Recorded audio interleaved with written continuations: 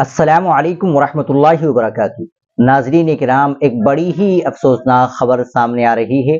ہماچل پردیش کے دارالحکومت شملہ کی سنجولی مسجد ایک بار پھر تنازع کا مرکز بن گئی ہے۔ جمعے کے روز اس مسجد میں نماز کے بعد دیو بھومی سنگھرش سمیتی سے وابستہ افراد نے احتجاج کرتے ہوئے مسجد کے باہر ہنومان چالیسا کا پاٹھ کیا، جس کے بعد ماحول کشیدہ ہو گیا۔ جمعے کو کچھ نمازی مسجد میں نماز ادا کرنے پہنچے تھے۔ جیسے ہی یہ اطلاع دیو بھومی سنگھرش سمیتی کو ملی، اس کے کارکنوں نے مسجد کے باہر جمع ہو کر احتجاج شروع کر دیا۔ پولیس کی جانب سے مسجد جانے والے راستے پر سیکورٹی تعینات تھی اور نمازیوں کو مسجد تک جانے کی اجازت دی گئی۔ اس پر احتجاجیوں نے سڑک پر ہنومان چالیسا پڑھنا شروع کر دیا۔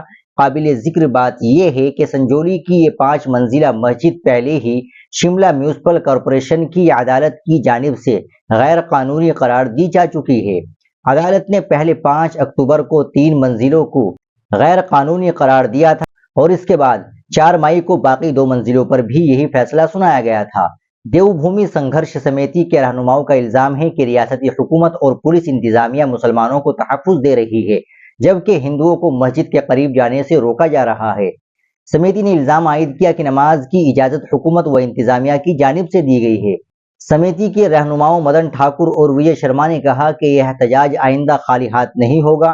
انہوں نے کہا کہ اگر پولیس نے ہندوؤں پر طاقت کا استعمال کیا تو اگلے مظاہرے میں لاٹھیوں کے ساتھ شرکت کی جائے گی۔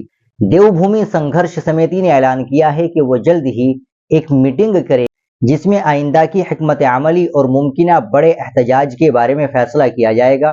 اس واقعے کے بعد شملہ کے سنجولی علاقے میں حالات کشیدہ ہو گئے۔ پولیس الرٹ پر ہے اور مقامی انتظامیہ دونوں فریقین سے امن بنائے رکھنے کی اپیل کر رہی ہے۔ ناظرین کرام، آپ اس خبر کے تعلق سے کیا کہیں گے؟ کمنٹ باکس میں ضرور بتائیں۔ ویڈیو کو لائک اور شیئر ضرور کریں، چینل کو بھی سبسکرائب کر لیں۔